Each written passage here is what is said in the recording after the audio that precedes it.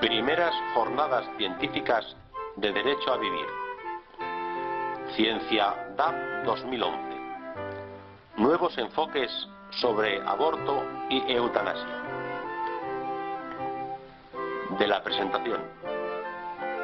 En estos momentos en los que en España se están aprobando leyes que atentan de una manera frontal y radical contra la vida humana, queremos contraponer al marketing ideológico la verdad de la ciencia.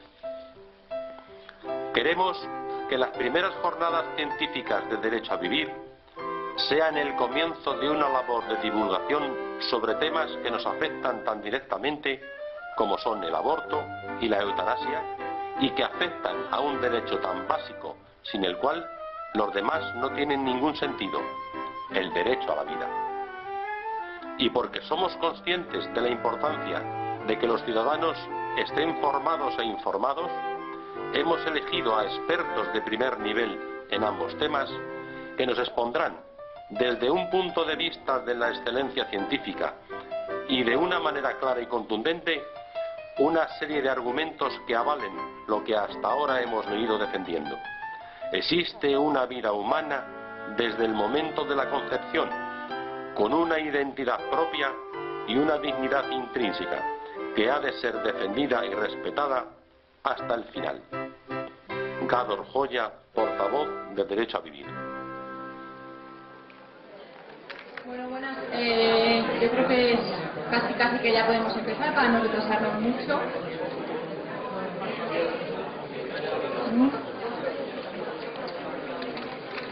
Bueno, después de esta primera parte de la jornada, pues más técnica, pero bueno, que yo creo que ha sido muy divulgativa, yo creo que nos han... Solo quería hacer un pequeño comentario que me han hecho después de la ponencia del doctor Reynoso, que me parece, realmente me ha parecido muy interesante como todo, ¿no? Pero este sí que no lo quería dejar pasar. Bueno, pues una cosa que comenta que no deberíamos tanto dejar a merced del consentimiento informado de que la madre dijera que sí o que no del tema de la anestesia fetal, o sea que habría que obligar por ley a que el feto fuera anestesiado sí o sí, ¿no? Independientemente de que la madre ya sea un consentimiento o no, que me parece la verdad es una reflexión muy acertada y que yo creo que merece la pena comentarla. Bueno, saludar y agradecer a don Jaime Mayor, que ha tenido la amabilidad de venir una hora antes, pues como oyente, ¿no? Y agradecer su presencia. Y bueno, dar paso al siguiente ponente, que es don José Luis Requero. Don José Luis Requero es magistrado de la Audiencia Nacional, ha sido vocal del Consejo General del Poder Judicial, ha sido profesor de Derecho Administrativo en la Universidad Autónoma y director de cursos de Derecho en la Universidad Complutense y de Madrid, Menéndez Pelayo.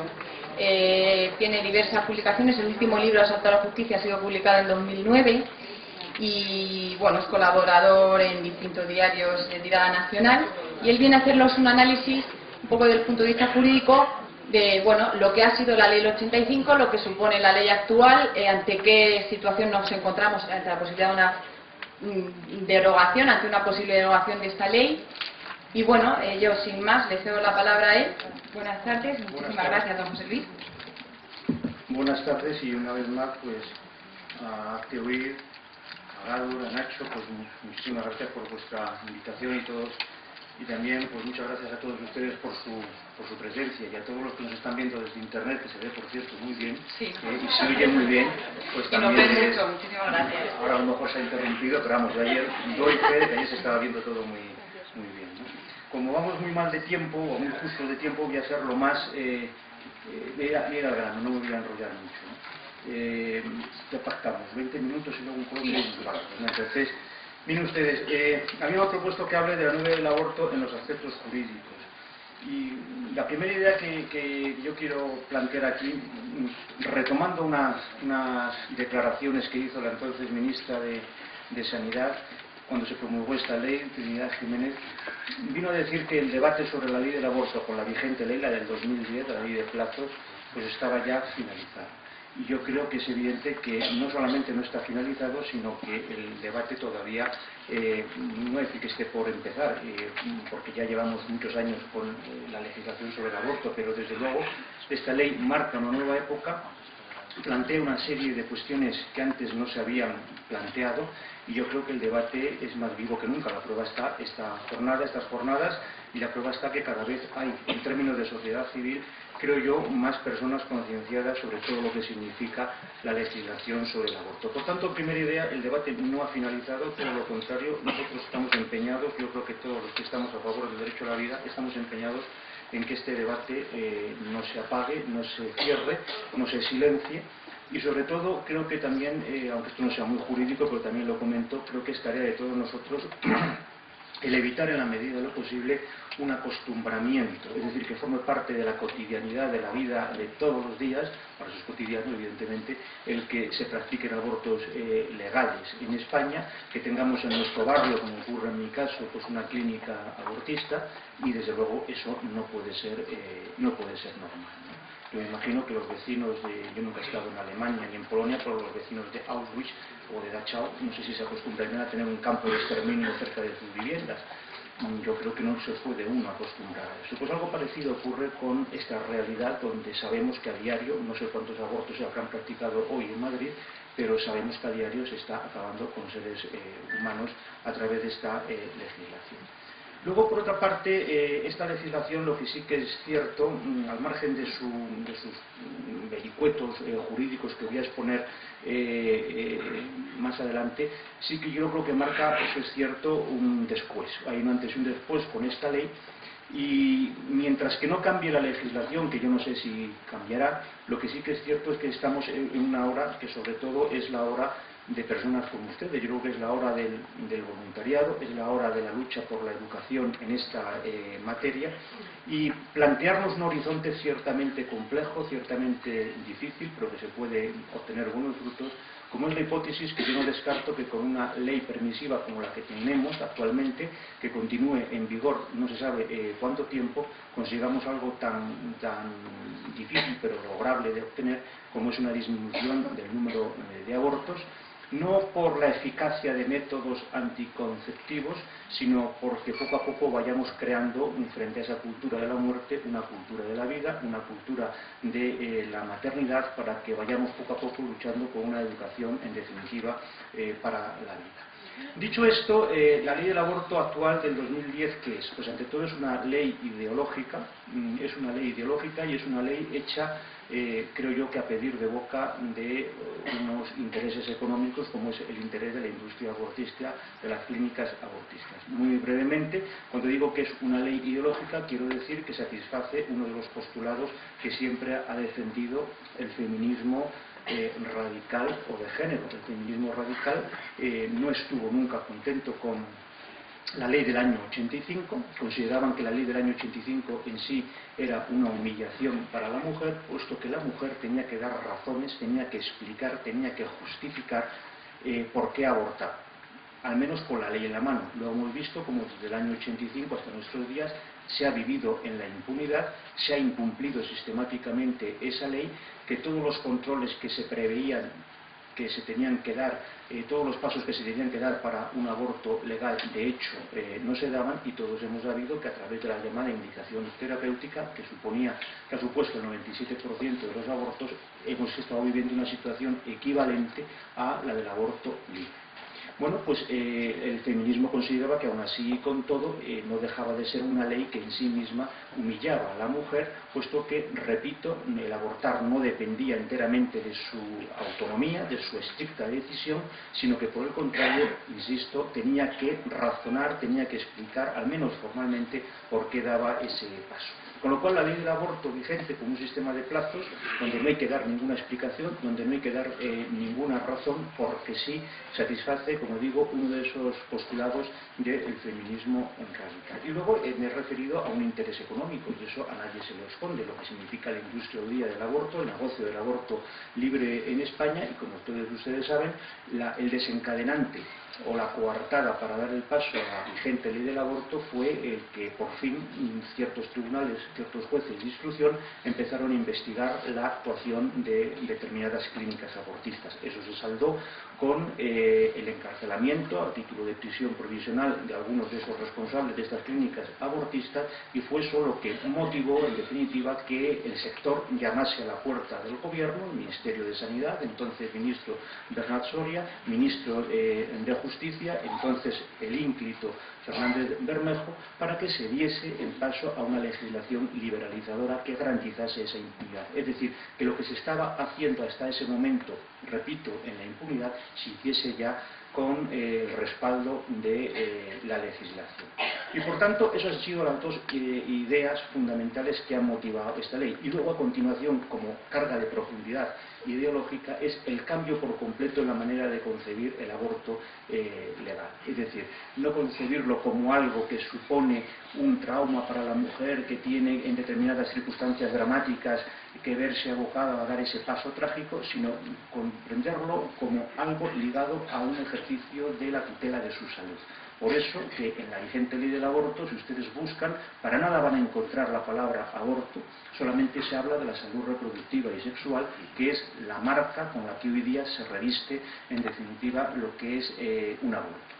Por tanto, estamos ante una ley de cambio de mentalidades, ante una ley de, digamos, de inyectar en el tejido social una forma de concebir todo lo que signifique el aborto como algo ligado a la dignidad de la mujer, paradójicamente, a la autonomía de la mujer, y en cualquier caso, algo que no tiene nada que ver con la vida de un tercero, de un ser humano, la que se acaba con él, sino que por el contrario es una manifestación del ejercicio de la salud reproductiva y sexual de la mujer.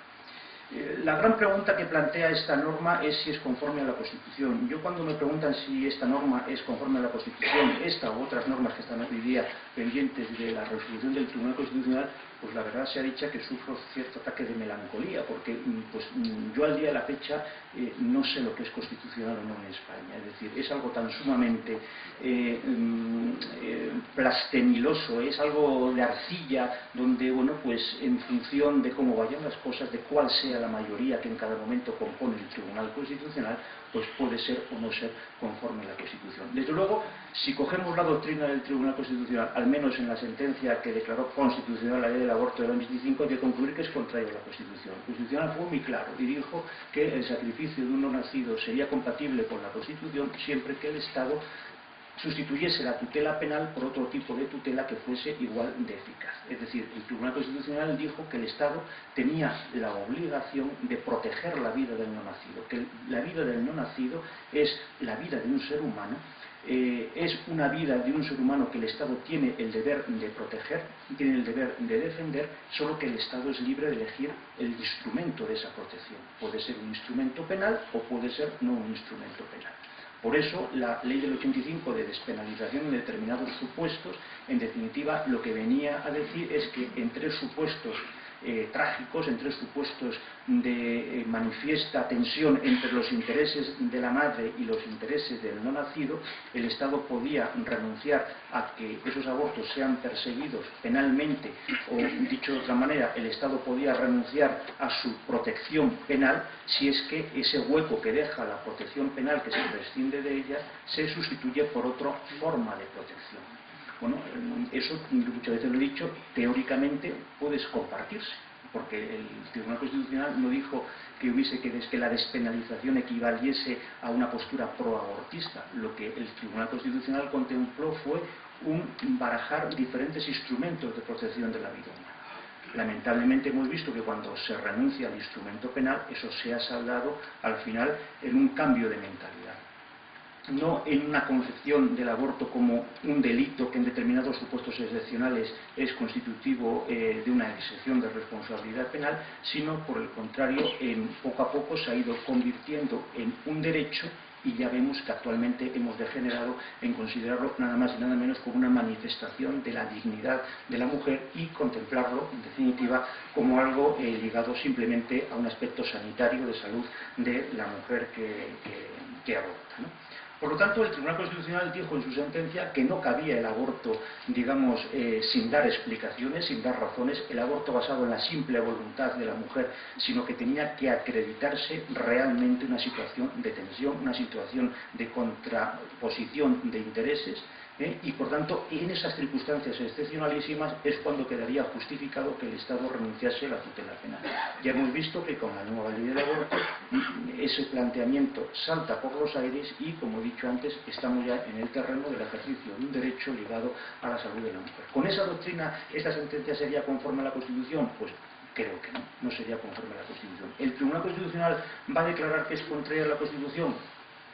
Melancolía, melancolía. No lo sé, francamente, no lo sé. Además, yo me planteo argumentos que la propia exposición de motivos de la ley del aborto da para justificar su constitucionalidad. Y le brinda esos argumentos al Tribunal Constitucional. Por ejemplo, puede protestarse que la sentencia del año 85 era la sentencia del año 85, pero estamos en el 2011 o en el 2012 cuando se dice sentencia, que aquello que se estaba juzgando era una ley de indicaciones y ahora el presupuesto procesal es otra ley distinta, es una ley de plazos, por tanto no tiene nada que ver desde el punto de vista de la doctrina que se fijó en aquel momento. Se puede apelar a que la sociedad española ha evolucionado, ha metabolizado, ha admitido una legislación sobre el aborto. Se puede decir, y seguía faltando la verdad, que nos estamos homologando a los países de nuestro entorno, etcétera, etcétera. Es decir, que a la hora de poner en un folio en blanco razones que justifiquen la constitucionalidad de esta norma, pues miren ustedes, la experiencia demuestra que el papel todo lo aguanta y que el Tribunal Constitucional a veces pues hace verdaderos saltos mortales con tirabuzón y los hace bastante creíbles, ¿no? ¿Qué hacer ante esta situación? Y ya voy concluyendo. Pues mire usted, a mí lo que se me ocurre ante todo, aparte de lo que acabo de comentar, hay que luchar por la derogación de esta ley. Esta es una ley que es insalvable. Es una ley que es insalvable, es decir, no hay por dónde cogerla. No hay por dónde cogerla desde el momento en el cual parece, digamos, no es una ley que tenga determinados preceptos que pueda mantener, no, es que es una ley donde está el mal en su propia estructura, en su cimentación, en su vocación, en su finalidad, desde el momento en el cual para nada contempla como bien tutelable la vida de un ser humano que es destruida. Es una ley que parte, como he dicho antes, de la idea de que estamos ante una manifestación del ejercicio de la dignidad de la mujer y por lo tanto es una manifestación de la tutela de su salud, y eso no tiene vuelta de hoja a la hora de justificar que es admisible. Yo creo que eso no se puede en definitiva admitir. ¿Quedaría todo solucionado con una vuelta a la legislación anterior sin más? Pues tampoco, porque ya hemos visto que la legislación anterior fue incumplida. Ya hemos visto cómo hemos estado durante todos esos años viviendo montados en la trampa que eso ha degenerado en la impunidad que ha conducido a más de 1 millón de abortos.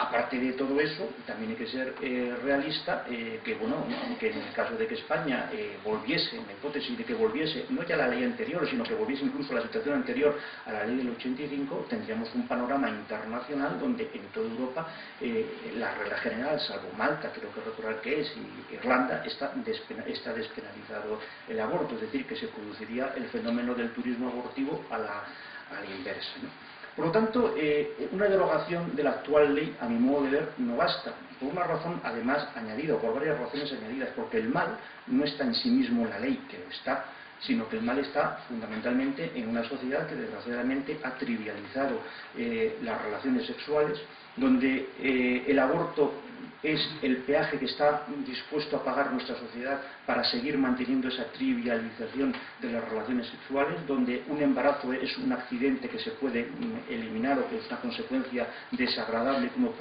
una puede quitarse del medio a través del aborto.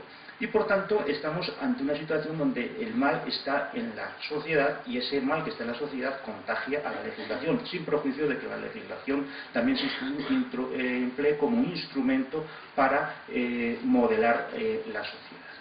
Por lo tanto, al margen de una hipotética derogación de la norma, yo creo que, sobre todo personas como ustedes, donde tienen que darse cuenta es que el problema no está en lo que diga el Boletín Oficial del Estado, sino en el tejido social que tenemos en este tema en nuestro país. Por lo tanto, la necesidad, como yo decía, que es la hora de personas como ustedes, de luchar por la cultura de la vida, de la educación. Por ejemplo, una de las consecuencias, o todos los puntos de inconstitucionalidad, uno de los puntos de inconstitucionalidad de esta norma es que es el problema de la educación para la ciudadanía elevada al cubo, en cuanto que obliga, no ya a los colegios de educación primaria o secundaria a enseñar lo que es la educación sexual y reproductiva equivalente al aborto, sino también a las universidades. Es que también obliga a los centros donde se imparte la enseñanza universitaria clínica también a que se imparta este tipo de educación, a que en el progreso profesional de los médicos del sistema público de salud también participen en estos programas de formación. Por lo tanto, estamos ante una empresa ideológica que cala no ya simplemente en que se suprima o no se suprima una vida humana, es que afecta a otros bienes como es la libertad ideológica, como es en definitiva las concepciones de la persona. Con lo cual estamos ante la necesidad de saber que habrá que luchar por un cambio normativo, pero que el cambio normativo no basta porque ese cambio normativo es a su vez causa y efecto. Pero es causa de esa manera de concebir las cosas, pero también es un reflejo de esa manera de entender la misma.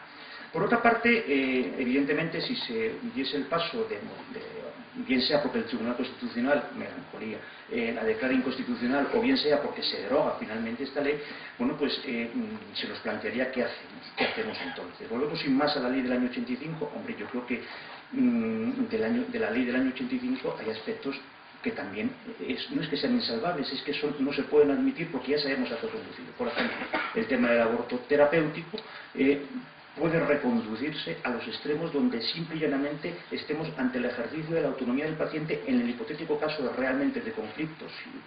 Si prevalece la vida de la madre o prevalece la vida del no nacido, lo que es el ejercicio de la autonomía del paciente a través de un consentimiento informado. Usted elija.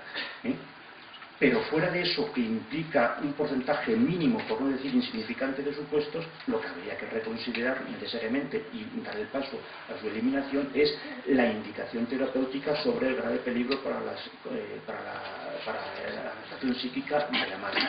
Gran coladero que se ha venido saldando en ese millón de abortos. Por otra parte, habría que plantearse, en esos casos, establecer un sistema de acreditación y de contraste de que realmente concurre un peligro físico real para la vida de la madre para que se pudiese admitir, lo cual nos reduciría los supuestos a mínimos insignificantes, como digo.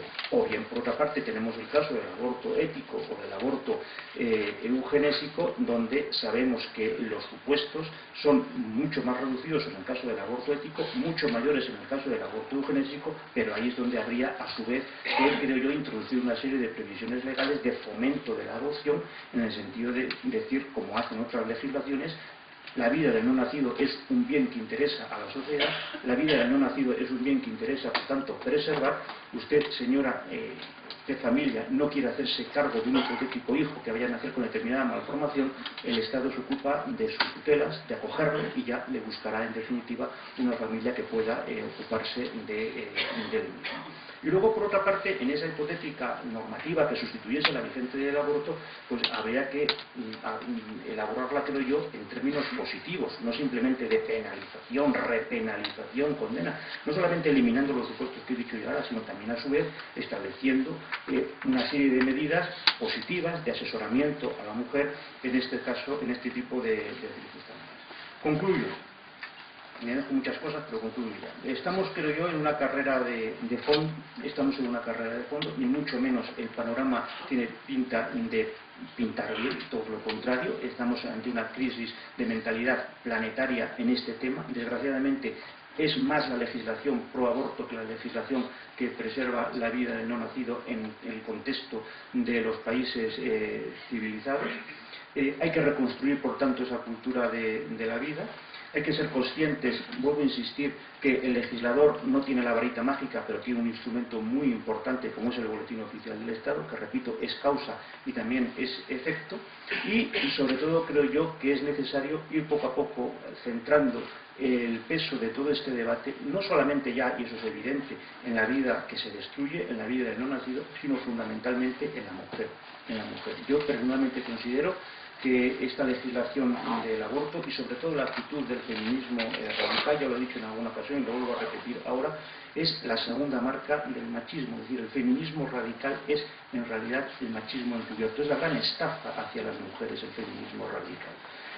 Yo creo es más que las feministas radicales son agentes dobles del machismo, en el sentido de que al final engañan a la mujer. La mujer es la que tiene que soportar el síndrome posaborto, la mujer es la que tiene que tomarse la píldora del día después, la mujer es la que padecerá las consecuencias de ingerir esa píldora del día después. Ya veremos si esto no es un sucedáneo con el tiempo o una variante con el tiempo de un contagio masivo, por decirlo de alguna manera, de futuros cánceres, como por caso. Ya veremos qué pasa con esta trivialización de la píldora del día después. Y el hombre queda totalmente exculpado. El hombre queda libre de toda responsabilidad. Es más, incluso el hombre tiene argumentos bastantes, jurídicos además, para desentenderse de lo que ocurre a continuación. Si quieres continuar con el embarazo, continúa. Tú tienes el derecho, ojo, el derecho a abortar, has renunciado a tu derecho, por tanto, si renuncias a tu derecho, soporta las consecuencias de haber renunciado a tu derecho. Yo no quiero saber nada, me desentiendo de ese hijo, es tuyo y yo no tengo nada que objetar a que tú, en el ejercicio de un derecho, hayas querido continuar. Y luego, por otra parte, esto además se ve en el caso de las menores de 18 años, donde creo yo que la legislación marca uno de los hitos de hipocresía mayores que se pueden alcanzar, donde la protección que se hace de la chica menor de 18 años y mayor de 16 es para preservarla de la presión de los padres para que continúe con el embarazo, cuando la realidad es la contraria. Es que son el entorno familiar el que presiona a la chica para que aborte. Por lo tanto, en ese sentido, creo yo que la mujer, me da lo mismo la edad que tenga, es la que queda instrumentalizada, bien sea por intereses económicos, por intereses ideológicos. Y por lo tanto, yo creo que los que os dedicáis fundamentalmente a esta tarea de voluntariado en este tipo de materias, por supuesto, preservar, luchar por la vida del no nacido para que en ese momento trágico no se dé ese paso, pero también de cara a la opinión pública creo que es fundamental llevar la idea de que la segunda gran perdedora, exequo podríamos decir, es la madre, es la mujer. Y yo con esto he acabado, no sé si me he explicado.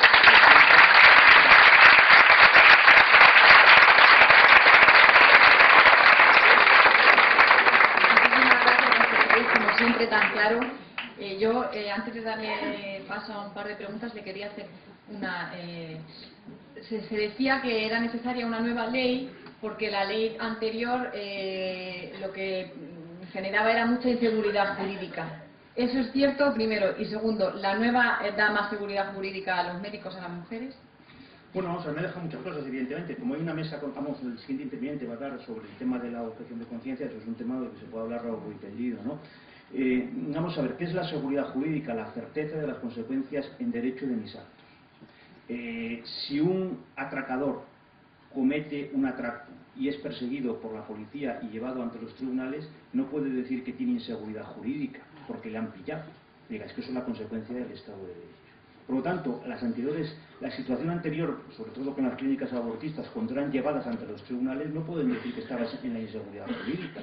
Si tú estás incumpliendo esa ley, la seguridad jurídica es que te lleven a los tribunales porque estás cometiendo abortos ilícitos, ilegales. Y por lo tanto, eso no es inseguridad, eso es seguridad jurídica, eso es certeza. No me confunda usted la inseguridad jurídica con la impunidad, que es otra cosa totalmente distinta. Lo que había era impunidad y por lo tanto no había inseguridad jurídica. ¿La actual ley da más seguridad jurídica? Pues evidentemente yo como profesional del derecho me repugna hablar de seguridad jurídica cuando se puede acabar con la vida de un ser humano. Lo que da es, lo que es elevar a categoría de ley lo que antes era un supuesto de absoluta impunidad. Es decir, lo que antes yo tenía que hacer en la trampa, ahora lo hago ya con el respaldo del ordenamiento jurídico, ¿no? Eso es el tema. Sí. Nos dijo el Santo Padre en febrero del año pasado, yo voy a mi campo, ¿no? la paz universal es una utopía, la paz universal, que no la alianza de civilizaciones, que es otra cosa distinta, ¿no? Es una utopía, pero mientras, porque estamos en la tierra y el pecado original siempre existía y existirá, ¿no? Pero mientras estemos aquí hay que luchar por lograr alcanzarla. A nivel jurídico es posible reducir al mínimo de los mínimos la posibilidad de abortar bajo cualquier supuesto. Esa es la primera pregunta, es decir, al mínimo de los Breve, mínimos. por favor. Sí. Ya, preguntas de nivel jurídico, gracias. ¿Es posible reducir al mínimo el número de abortos en España? Vamos a ver, abortos siempre va a haber, porque en la historia siempre ha habido abortos, lamentablemente. Es decir, aunque se repenalizase, siempre había abortos, del mismo modo que hay estafas, que hay homicidios, que hay asesinatos, etcétera, ¿no? Eso es así. Entonces, ¿se puede reducir al mínimo? Hombre, yo puedo hacer una legislación rigurosa que por lo menos me garantiza que aquí en España va a haber un control y va a haber un rigor, pero vuelvo a insistir, es que hoy día, sobre todo por ejemplo con el espacio Schengen, yo puedo pasar a Francia como quien pasa de Madrid a Guadalajara, pues evidentemente eso trasladaría el problema del lugar. Aquí en España por lo menos lo preservaríamos, pero claro, pero el problema sigue existiendo porque el problema es planetario hoy día, es planetario. Es más, todo el mundo sabe que determinadas organizaciones supranacionales, precisamente todos sus programas de desarrollo y de cooperación para el desarrollo lo hacen depender de que determinados países admitan, países tercermundistas admitan determinados programas de salud reproductiva y sexual. El programa este del milenio de la ONU pasa por eso también, por implementar los programas de salud reproductiva y sexual en todos los países, con lo cual tenemos un problema planetario. Quiero decir, en el solar patrio habrá que conseguir la mayor decencia jurídica, pero hay que ser conscientes de que el problema no es de España, el problema es planetario. Una pregunta breve. Bueno, que me gustaría indicarle al señor Sabio que en coalicionismo radical quien sale perdiendo también es el hombre, porque se borra la figura del padre y la capacidad jurídica para ejercerla. Y el hombre se queda como un macho depredador, creyéndose libre, y es una ruina para todos, porque aunque quiera, no tiene capacidad de decisión sobre ese hijo si la mujer quiere abortarlo. Y otro de los términos que utiliza el feminismo radical es aquel de la maternidad libremente decidida. Puede ser a través de fecundación in vitro o de un encuentro casual, pero que el hombre también sale perdiendo. Comentan que bueno, que el hombre también sale de cierta manera mal parado en esta ley, dado que no se le despoja de su derecho a ejercer como padre, ¿no? Al reclamar la paternidad sobre un hijo que en un momento dado queda a merced de la decisión de la mujer, ¿no? O sea, que esa parte también. También. Y muchas gracias por lo de super sabio, pero no lo acepto. No lo acepto. Muy bien, pues muchísimas gracias, don José Luis.